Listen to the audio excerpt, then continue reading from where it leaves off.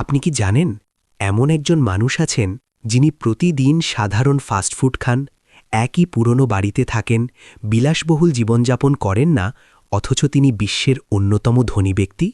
হ্যাঁ, আমি বলছি ওয়ারেন বাফেটের কথা। কিভাবে সম্ভব এটা? কোনো লটারির টিকিট নয়, কোনো হঠাৎ আবিষ্কার নয়, কোনো রাতারাতি ধনী হওয়ার গল্পও নয়। তাহলে রহস্যটা কোথায়? একজন সাধারণ ছেলে যে ১১ বছর বয়সে প্রথম শেয়ার কিনেছিল, যে প্রতিদিন ঘণ্টার পর ঘণ্টা বই পড়ত, যে বাজারে ভয় ছড়িয়ে পড়লে শান্ত থাকত, আর যে বিশ্বাস করত ধনী হওয়া একটি ম্যারাথন, স্প্রিন্ট নয়। আজ আমরা জানব সেই ফর্মুলা, কম্পাউন্ডিংয়ের ম্যাজিক, ভ্যালু ইনভেস্টিংয়ের শক্তি, আবেগ নয় যুক্তির সিদ্ধান্ত, আর এমন কিছু নীতি যা অনুসরণ করলে আপনার অর্থনৈতিক ভবিষ্যৎ সম্পূর্ণ বদলে যেতে পারে। প্রশ্ন হল, আপনি কি দ্রুত ধনী হতে চান, নাকি দীর্ঘমেয়াদে সত্যিকারের সম্পদ গড়তে চান? কারণ আজকের এই গল্প আপনার টাকা সম্পর্কে চিন্তাভাবনাই পাল্টে দিতে পারে। ভাবুন তো, এমন এক ছেলের কথা যে অন্য বাচ্চাদের মতো শুধু খেলাধুলা বা কার্টুনে মগ্ন থাকেনি। সে ভাবত কিভাবে টাকা কাজ করে, কিভাবে টাকা দিয়ে আরও টাকা বানানো যায়। সেই ছেলেটি পরবর্তীতে হয়ে উঠেছেন বিশ্বের অন্যতম সফল বিনিয়োগকারী, ওয়ারেন বাফেট। কিন্তু তার গল্প শুরু হয়েছিল একদম সাধারণ জায়গা থেকে, একজন সাধারণ মানুষ হিসেবে। ছোটবেলা থেকেই তার মধ্যে ছিল অদ্ভুত রকমের ব্যবসায়িক মানসিকতা। যখন অন্য শিশুরা ছুটির দিনে খেলত, তিনি তখন কোকাকোলার বোতল কিনে বাড়ি বাড়ি গিয়ে একটু বেশি দামে বিক্রি করতেন। পত্রিকা বিলি করতেন, চুইংগাম বিক্রি করতেন, এমনকি পিনবল মেশিন বসিয়ে ছোট ব্যবসাও চালাতেন। বিষয়টা শুধু টাকা রোজগারের ছিল না, তিনি বুঝতে চাইতেন লাভ কোথায় হচ্ছে, কেন হচ্ছে, আর কিভাবে আরও বাড়ানো যায়। মাত্র ১১ বছর বয়সে তিনি জীবনের সবচেয়ে গুরুত্বপূর্ণ সিদ্ধান্তগুলোর একটি নেন, প্রথম শেয়ার কেনেন। খুব ছোট একটি কোম্পানির শেয়ার, খুব অল্প টাকায়। প্রথমে শেয়ারের দাম কমে যায়, অনেকেই ভয় পেয়ে বিক্রি করে দিত, কিন্তু তিনি অপেক্ষা করলেন। কিছুটা দাম বাড়লে বিক্রি করে দিলেন। পরে দেখলেন সেই শেয়ারের দাম আরও অনেক বেশি বেড়ে গেছে। তখন তিনি একটি বড় শিক্ষা পেলেন, ধৈর্য না থাকলে বড় সাফল্য আসে না। এই একটি অভিজ্ঞতাই তার জীবনের দৃষ্টিভঙ্গি বদলে দেয়। তিনি বুঝলেন বাজারে ওঠানামা থাকবে, ভয় থাকবে, অনিশ্চয়তা থাকবে, কিন্তু যারা ধৈর্য ধরে থাকে, যারা সময়কে বন্ধু বানাতে পারে, তারাই শেষ পর্যন্ত জেতে। ধৈর্য, এটা ছিল তার প্রথম শক্তি। আর দ্বিতীয় শক্তি ছিল শেখার অভ্যাস। তিনি দিনে ৫-৬ ঘণ্টা বই পড়তেন, ব্যবসা, অর্থনীতি, বিনিয়োগ যা পেতেন পড়তেন। তার মতে জ্ঞান হলো এমন একটি সম্পদ যেটা কেউ আপনার কাছ থেকে কেড়ে নিতে পারে না। স্কুল শেষ করার পরও তিনি থামেননি। তিনি শিখেছেন, ভুল করেছেন, আবার শিখেছেন। এই অবিরাম শেখার মানসিকতাই তাকে আলাদা করেছে সবার থেকে। আর সবচেয়ে গুরুত্বপূর্ণ বিষয়, তিনি কখনো গেট রিচ কুইক মানসিকতায় বিশ্বাস করেননি। দ্রুত ধনী হওয়ার লোভ মানুষকে ভুল সিদ্ধান্তে ঠেলে দেয়। তিনি জানতেন সত্যিকারের সম্পদ রাতারাতি তৈরি হয় না, সময় লাগে, পরিকল্পনা লাগে, সঠিক সিদ্ধান্ত লাগে। তিনি সবসময় দীর্ঘমেয়াদে চিন্তা করতেন। আজ নয়, ৫ বছর পর, ৫ বছর নয়, ২০ বছর পর কোথায় থাকতে চান, সেটাই ছিল তার ফোকাস। অনেকেই ভাবেন বিলিয়নিয়ার হতে হলে জন্ম থেকেই বিশেষ সুবিধা থাকতে হয়, কিন্তু তার গল্প প্রমাণ করে সবচেয়ে বড় সম্পদ হল মানসিকতা। ছোটবেলা থেকে ব্যবসায়িক দৃষ্টিভঙ্গি, অল্প বয়সে বিনিয়োগের সাহস, ভুল থেকে শেখার ক্ষমতা আর অসীম ধৈর্য, এই ৪টি জিনিসই তাকে সাধারণ মানুষ থেকে বিলিয়নিয়ার বানিয়েছে। এই অধ্যায়ের শিক্ষা খুব পরিষ্কার। ধনী হওয়ার আগে দরকার ধনী মানসিকতা। দ্রুত লাভের চিন্তা বাদ দিয়ে যদি আমরা ধৈর্য, শেখা আর দীর্ঘমেয়াদী পরিকল্পনায় ফোকাস করি, তাহলে আমরাও আমাদের জীবনের আর্থিক গল্প বদলে দিতে পারি। কারণ শেষ পর্যন্ত সাফল্য ভাগ্যের ফল নয়, এটা সঠিক অভ্যাসের ফল। আপনি কি কখনো ভেবেছেন পৃথিবীর সবচেয়ে শক্তিশালী আর্থিক শক্তি কি? অনেকেই বলবে বড় ব্যবসা, বড় পুঁজি কিংবা উচ্চ আয়ের চাকরি।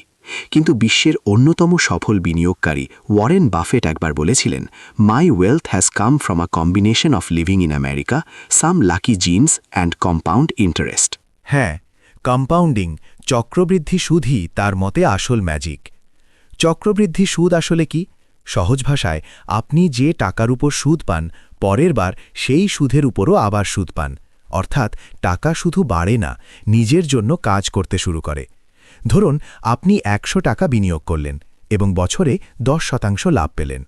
১ বছর পরে হবে ১১০। পরের বছর 10% লাভ হবে ১১০ টাকার উপর, শুধু ১০০ টাকার ভয়। এভাবেই সময়ের সঙ্গে সঙ্গে বৃদ্ধি গতি পায়, শুরুতে ধীর, পরে বিস্ফোরণের মতো। এটাই সেই ম্যাজিক যা ধীরে ধীরে ছোট অঙ্ককে বিশাল সম্পদে রূপান্তরিত করে। কিন্তু এখানে একটি শর্ত আছে, সময়। কম্পাউন্ডিংকে কাজ করতে দিতে হলে সময়কে বন্ধু বানাতে হবে। ওয়ারেন বাফেট খুব অল্প বয়সে বিনিয়োগ শুরু করেছিলেন, তাই তার সম্পদের বড় অংশ এসেছে জীবনের শেষ দিকের বছরগুলোতে।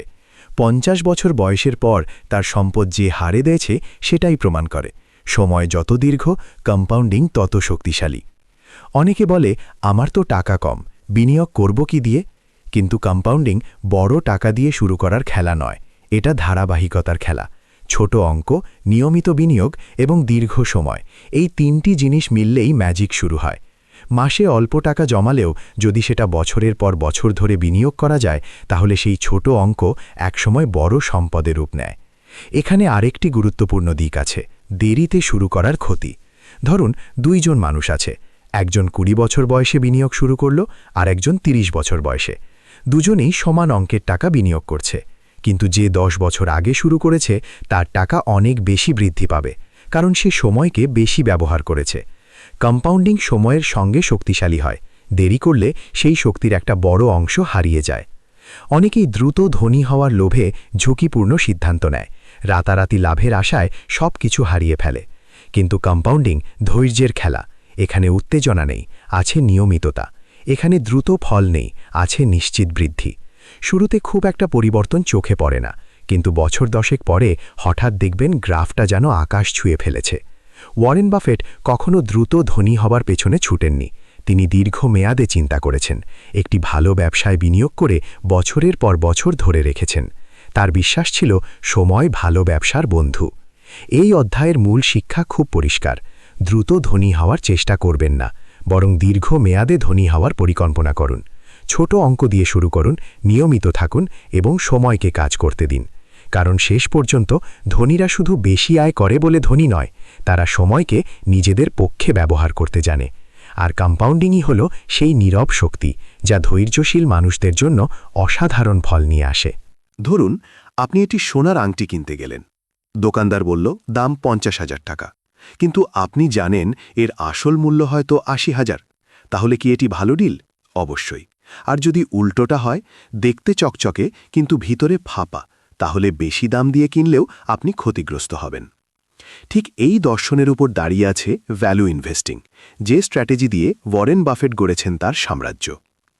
ভ্যালু ইনভেস্টিংয়ের মূল কথা হল কোম্পানির আসল মূল্য বোঝা। বাজারে একটি শেয়ারের যে দাম দেখেন সেটা সবসময় তার প্রকৃত মূল্য নয়।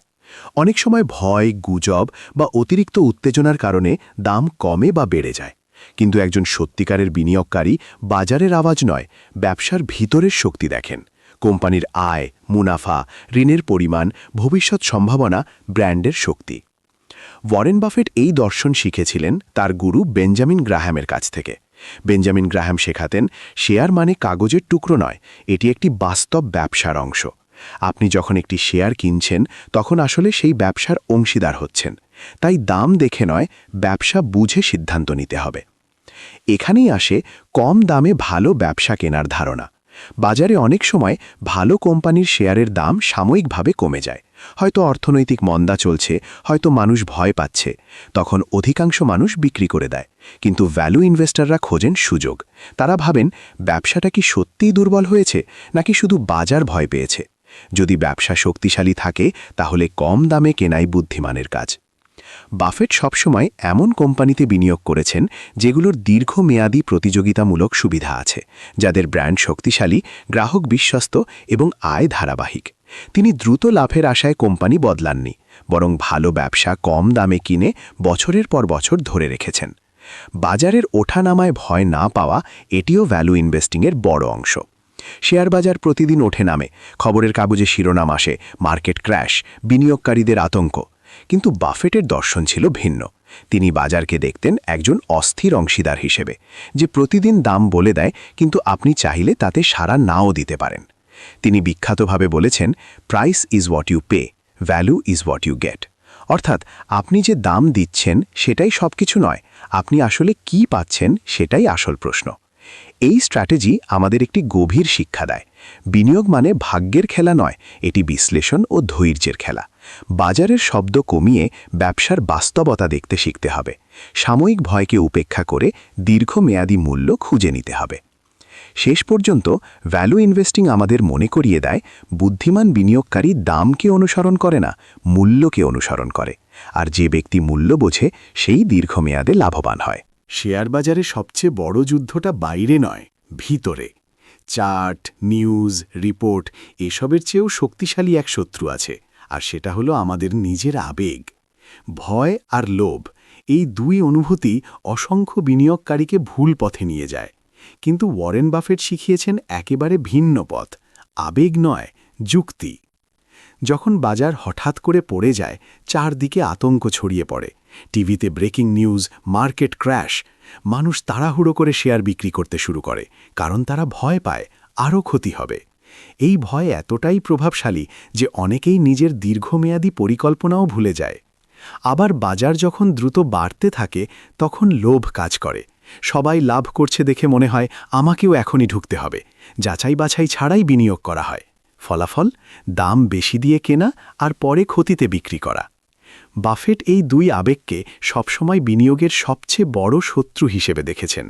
তার বিখ্যাত উক্তি, be fearful when others are greedy and greedy when others are fearful. অর্থাৎ অন্যরা যখন লোভে অন্ধ তখন সাবধান হও, আর অন্যরা যখন ভয়ে পালাচ্ছে তখন সুযোগ খুঁজে নাও। মার্কেট ক্র্যাশ আসলে অনেক সময় সোনালি সুযোগ তৈরি করে।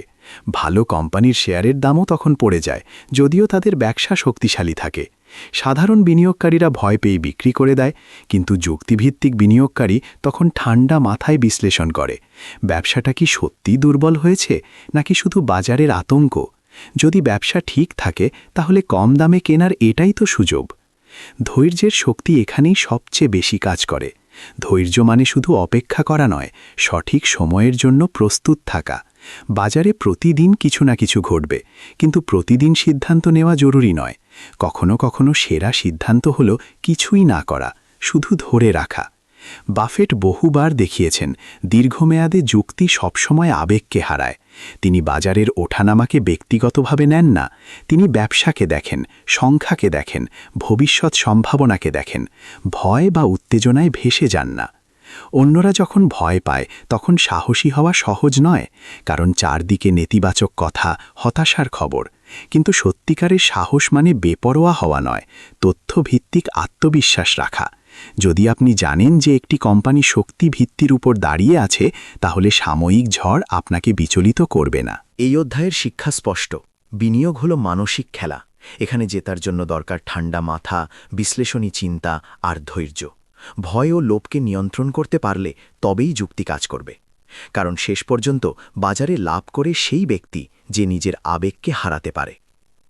ধনী হওয়ার পথে সবচেয়ে গুরুত্বপূর্ণ প্রশ্নগুলোর একটি হল, আপনি কিসে বিনিয়োগ করছেন। কারণ সব ব্যবসা একরকম নয়। কিছু ব্যবসা সাময়িকভাবে লাভ দেয়, আবার কিছু ব্যবসা বছরের পর বছর স্থিরভাবে বৃদ্ধি পায়। ওয়ারেন বাফেট সবসময় জোর দিয়েছেন একটি বিষয়ের ওপর, সঠিক ব্যবসা নির্বাচন। তিনি কখনো এমন ব্যবসায় বিনিয়োগ করেননি যা তিনি বুঝতে পারেন না।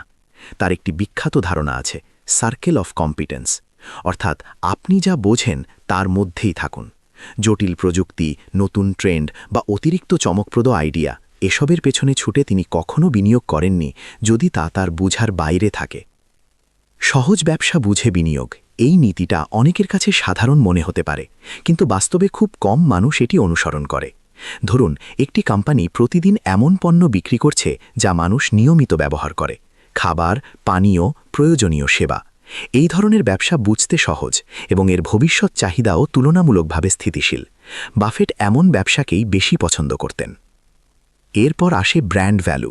একটি শক্তিশালী ব্র্যান্ড মানে শুধু একটি নাম নয়, এটি মানুষের বিশ্বাস। যখন গ্রাহক কোনো পণ্য কিনতে গিয়ে দ্বিধায় পড়ে না, বরং স্বাভাবিকভাবেই একটি নির্দিষ্ট নাম বেছে নেয়, তখন বুঝতে হবে সেই ব্র্যান্ডের শক্তি রয়েছে। এই বিশ্বাসই দীর্ঘমেয়াদে ব্যবসাকে স্থিতিশীল রাখে। বাফেট জানতেন, শক্তিশালী ব্র্যান্ড বাজারে প্রতিযোগীদের থেকে আলাদা জায়গা তৈরি করে। এই আলাদা জায়গাটাকেই তিনি বলতেন ইকোনমিক মোট, অর্থাৎ প্রতিযোগিতামূলক সুরক্ষা। যেমন একটি দুর্গের চারপাশে খাল থাকে শত্রুর হাত থেকে রক্ষা করার জন্য, তেমনি ভালো ব্যবসারও একটি সুরক্ষা ব্যবস্থা থাকে। ব্র্যান্ড, কম খরচে উৎপাদন, গ্রাহকের বিশ্বস্ততা বা অনন্য সেবা। দীর্ঘমেয়াদী প্রতিযোগিতামূলক সুবিধা ছাড়া কোনো ব্যবসা টেকসই হয় না। হয়তো আজ লাভ করছে, কিন্তু 5 বছর পর প্রতিযোগী এসে বাজার দখল করে নিতে পারে। তাই বাফেট সবসময় এমন কোম্পানি খুঁজেছেন যাদের ভবিষ্যৎ 10 বা 20 বছর পরও উজ্জ্বল থাকবে। তিনি সাময়িক লাভের চেয়ে স্থায়িত্বকে বেশি গুরুত্ব দিয়েছেন। এই দর্শনের বাস্তব উদাহরণ হল বার্কশায়ার হ্যাথাওয়ে। শুরুতে এটি ছিল একটি টেক্সটাইল কোম্পানি, কিন্তু বাফেট ধীরে ধীরে এটিকে একটি শক্তিশালী হোল্ডিং কোম্পানিতে পরিণত করেন। তিনি বিভিন্ন শক্তিশালী ও স্থিতিশীল ব্যবসায় বিনিয়োগ করেন: বিমা, রেলপথ, জ্বালানি, ভোক্তাপণ্য। প্রতিটি ক্ষেত্রেই লক্ষ্য ছিল দীর্ঘমেয়াদে মূল্য সৃষ্টি। বার্কশায়ার হ্যাথাওয়ে আজ শুধু একটি কোম্পানি নয়, বরং একটি দর্শনের প্রতীক। এটি প্রমাণ করে সঠিক ব্যবসা নির্বাচন করলে সময় আপনার পক্ষে কাজ করে। এই অধ্যায়ের মূল শিক্ষা খুব পরিষ্কার। বিনিয়োগের আগে ব্যবসাকে বুঝুন, সহজ ও বোধগম্য মডেল বেছে নিন, শক্তিশালী ব্র্যান্ড ও দীর্ঘমেয়াদী প্রতিযোগিতামূলক সুবিধা খুঁজুন। কারণ সঠিক ব্যবসা নির্বাচন করতে পারলে ধৈর্য ধরে থাকাই যথেষ্ট, বাকি কাজ সময় নিজেই করে দেবে। ধরুন আপনাকে এমন একটি সম্পদে বিনিয়োগ করতে বলা হলো যেটার মূল্য সময়ের সঙ্গে শুধু বাড়বে, কখনো কমবে না। আপনি কি বিনিয়োগ করবেন? আশ্চর্যের বিষয় হলো সেই সম্পদটি শেয়ার, জমি বা সোনা নয়, সেটা হলো আপনি নিজে। ওয়ারেন বাফেট বারবার বলেছেন, জীবনের সেরা বিনিয়োগ হলো নিজের ওপর বিনিয়োগ। অনেকেই মনে করেন সফল হতে হলে বড় পুঁজি দরকার, কিন্তু বাফেট দেখিয়েছেন বড় পুঁজির আগে দরকার বড় জ্ঞান। তিনি দিনে প্রায় 5-6 ঘন্টা বই পড়তেন, রিপোর্ট, বার্ষিক হিসাব, অর্থনীতি, জীবনী যা পেতেন পড়তেন। তার অফিসে গেলে দেখা যেত ডেস্কের ওপর বইয়ের স্তূপ। তিনি বলতেন, আমি সারা দিন পড়ি আর চিন্তা করি। এই পড়ার অভ্যাসই তাকে অন্যদের থেকে আলাদা করেছে, কারণ জ্ঞান একদিনে ফল দেয় না, কিন্তু প্রতিদিন একটু একটু করে জমতে থাকে। ঠিক কম্পাউন্ডিংয়ের মতো, আজকের পড়া কাল কাজে লাগে, কালকের পড়া পরশু সিদ্ধান্তকে আরও শক্ত করে। কিন্তু শুধু বই পড়লেই হয় না, স্কিল ডেভেলপমেন্টও জরুরি। আপনি যদি ব্যবসা বুঝতে চান তাহলে হিসাব বুঝতে হবে, আপনি যদি বিনিয়োগ করতে চান তাহলে ঝুঁকি বিশ্লেষণ করতে জানতে হবে।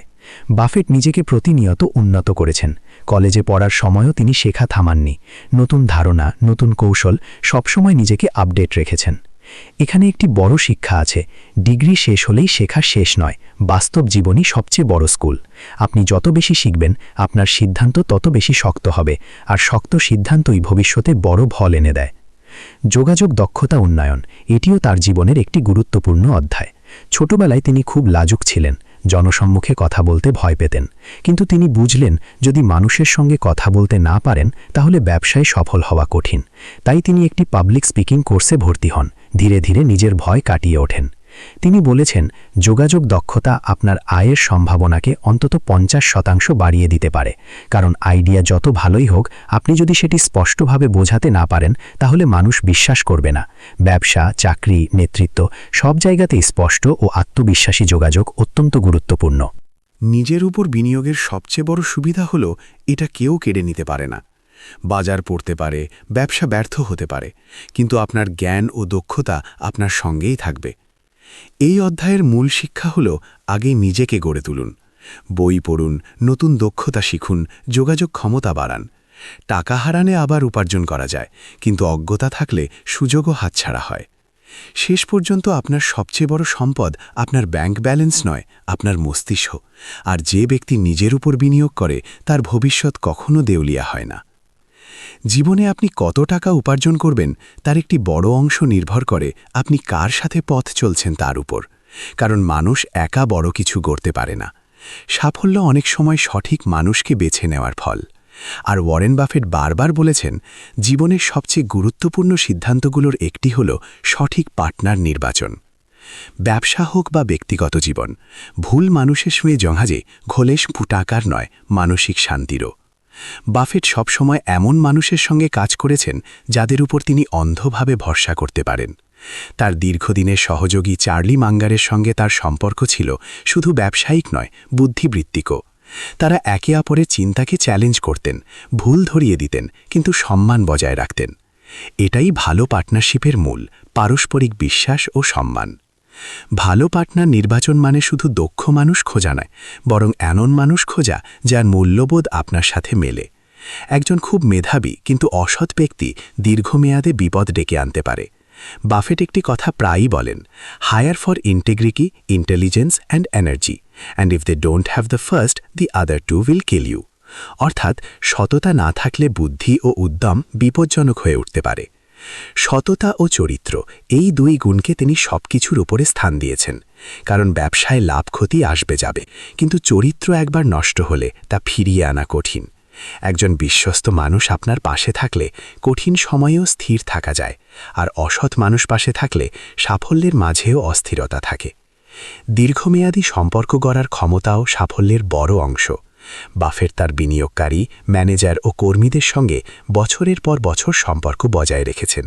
তিনি মাইক্রো ম্যানেজ করেন না, বরং বিশ্বাস করেন। এই বিশ্বাসী মানুষকে দায়িত্বশীল করে তোলে। তিনি এমন কোম্পানিতে বিনিয়োগ করতেন যেখানে ব্যবস্থাপনা সৎ ও দক্ষ, কারণ একটি ভালো ব্যবসাও খারাপ নেতৃত্বের কারণে ধ্বংস হতে পারে। তাই তিনি সংখ্যার পাশাপাশি মানুষের চরিত্রও বিশ্লেষণ করতেন। এখানে একটি গভীর শিক্ষা আছে। আপনি যাদের সঙ্গে সময় কাটান, ধীরে ধীরে তাদের মতোই হয়ে ওঠেন। যদি আপনার আশেপাশে ইতিবাচক, সৎ ও পরিশ্রমী মানুষ থাকে, তাহলে আপনিও উন্নতির পথে হাঁটবেন। আর যদি পরিবেশ নেতিবাচক হয়, তাহলে অজান্তেই আপনি পিছিয়ে পড়বেন। এই অধ্যায়ের মূল বার্তা খুব পরিষ্কার। সঠিক মানুষ বেছে নেওয়া মানে ভবিষ্যৎ বেছে নেওয়া। ভালো পার্টনার খুঁজুন, সততাকে অগ্রাধিকার দিন এবং দীর্ঘমেয়াদী সম্পর্ক গড়ুন। কারণ শেষ পর্যন্ত টাকা একা সাফল্য তৈরি করে না, মানুষ করে। আর সঠিক মানুষের সঙ্গে থাকলে আপনার পথ অনেক সহজ হয়ে যায়। সাফল্য অনেক সময় জটিল কৌশলের ফল নয়, বরং কিছু সহজ কিন্তু দৃঢ় নিয়মের ফল। বিশ্বের অন্যতম সফল বিনিয়োগকারী ওয়ারেন বাফেট তার জীবনে এমন কিছু নীতি অনুসরণ করেছেন, যেগুলোই তাকে সাধারণ বিনিয়োগকারী থেকে অসাধারণ উচ্চতায় নিয়ে গেছে। চলুন জেনে নেওয়া যাক তার 10টি গোল্ডেন রুল। প্রথম নিয়ম, কখনো ক্ষতি মেনে নাও না। অবশ্যই বাস্তব জীবনে ক্ষতি এড়ানো সবসময় সম্ভব নয়, কিন্তু এর অর্থ হল এমন ঝুঁকি নিও না যা তোমাকে খেলাচ্যুত করে দেয়। বড় ক্ষতি পুষিয়ে নিতে অনেক বেশি লাভ দরকার হয়।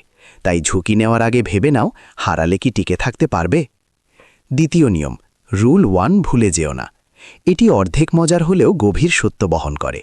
মূল বার্তা হল পুঁজি রক্ষা করাই প্রথম কাজ, কারণ পুঁজি থাকলেই সুযোগ কাজে লাগানো যায়।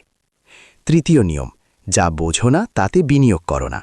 অনেক সময় নতুন ট্রেন্ড, আলোচিত কোম্পানি বা বন্ধুর পরামর্শে আমরা বিনিয়োগ করি, কিন্তু যদি ব্যবসাটা বোঝা না যায়, তাহলে সেটি আসলে অন্ধভাবে ঝাঁপ দেওয়া।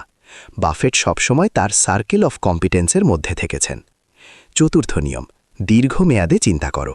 শেয়ার বাজার প্রতিদিন ওঠানামা করবে, কিন্তু একটি শক্তিশালী ব্যবসা সময়ের সঙ্গে বাড়ে। দ্রুত লাভের চিন্তা নয়, বরং বছর 10 পরে এর অবস্থান কোথায় হবে সেটাই ভাবতে হবে। পঞ্চম নিয়ম, ধার কম রাখো। অতিরিক্ত ঋণ মানুষকে ঝুঁকির মধ্যে ফেলে। লাভের সময় হয়তো সমস্যা বোঝা যায় না, কিন্তু খারাপ সময় এলে ঋণ চাপ হয়ে দাঁড়ায়। বাফেট সবসময় সীমিত লিভারেজ ব্যবহার করেছেন। ষষ্ঠ নিয়ম, ভালো কোম্পানি ধরে রাখো। একটি অসাধারণ ব্যবসা খুঁজে পেলে বারবার কেনাবেচা করার দরকার নেই, সময়কে কাজ করতে দাও। তিনি অনেক বিনিয়োগ বছরের পর বছর ধরে রেখেছেন। সপ্তম নিয়ম, মার্কেট নয়, ব্যবসায় ফোকাস করো। বাজার প্রতিদিন দাম বলবে, কিন্তু দামই সব নয়। ব্যবসার আয়, ব্যবস্থাপনা, ভবিষ্যৎ সম্ভাবনা এসবই আসল বিষয়। অষ্টম নিয়ম, নিয়মিত শিখতে থাকো। বাফেট আজও পড়েন, শেখেন, বিশ্লেষণ করেন। জ্ঞানই তার আসল শক্তি। বাজার বদলায়, অর্থনীতি বদলায়, তাই শেখা থামালে পিছিয়ে করতে হয়। নবম নিয়ম, সততা সবচেয়ে বড় সম্পদ। অর্থ হারালে পুনরুদ্ধার সম্ভব, কিন্তু বিশ্বাস হারালে তা ফিরিয়ে আনা কঠিন। তিনি সবসময় সততাকে বুদ্ধির চেয়েও বেশি গুরুত্ব দিয়েছেন। দশম নিয়ম, কম্পাউন্ডিংকে সময় দাও। ছোট লাভকে বারবার কাজ করতে দিলে সেটাই বড় সম্পদে পরিণত হয়।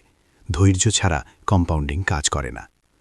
এই 10টি নিয়মের সারমর্ম একটাই, বিনিয়োগ মানে দ্রুত ধনী হবার দৌড় নয়, এটি শৃঙ্খলা, ধৈর্য ও সঠিক মানসিকতার খেলা। শেষ পর্যন্ত ওয়ারেন বাফেট আমাদের শিখিয়েছেন, জটিল কৌশল নয়, বরং সহজ নিয়মগুলো ধারাবাহিকভাবে অনুসরণ করলেই অসাধারণ ফল পাওয়া যায়।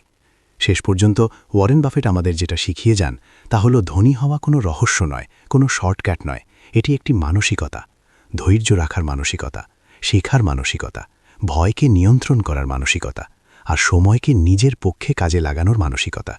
তিনি আমাদের দেখিয়েছেন ছোট থেকে শুরু করলেও সমস্যা নেই, দেরি হয়ে গেলেও শেষ হয়ে যায়নি সবকিছু। যদি আমরা আজ থেকেই সঠিক সিদ্ধান্ত নিতে শুরু করি, যদি আমরা দ্রুত লাভের লোভ ছেড়ে দীর্ঘমেয়াদে চিন্তা করি, তাহলেই আমাদের আর্থিক ভবিষ্যৎ বদলাতে শুরু করবে। মনে রাখবেন, টাকা নিজে নিজে বাড়ে না, টাকা বাড়ে সঠিক চিন্তা, সঠিক অভ্যাস আর সঠিক সিদ্ধান্তের মাধ্যমে। আজকের এই অডিওবুক যদি আপনার চিন্তাভাবনায় সামান্যও পরিবর্তন এনে থাকে, তাহলে সেটাই আমাদের সাফল্য। আর আপনি যদি এমন আরও শক্তিশালী বইয়ের সারাংশ, সফল মানুষের চিন্তাধারা আর জীবন বদলে দেওয়ার মতো অডিও কন্টেন্ট শুনতে চান, তাহলে অবশ্যই সাবস্ক্রাইব করুন আমাদের চ্যানেল অডিওবুক বাংলা। এখানে আমরা শুধু গল্প বলি না, আমরা মানসিকতা বদলাই।